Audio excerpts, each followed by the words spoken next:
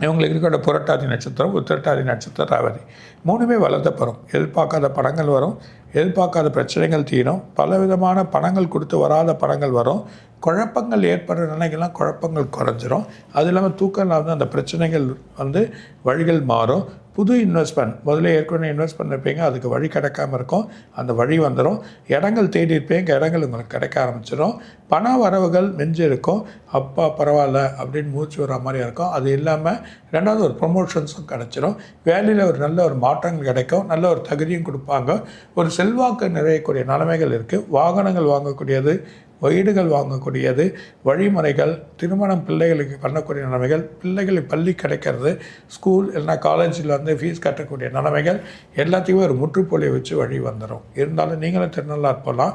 குரு தட்சிணாமூர்த்தியை வணங்குறது நல்லது. வியாழக்கிழமை தட்சிணாமூர்த்தியை வணங்குங்க. 2வது சிவ வழிபாடு. சிவன்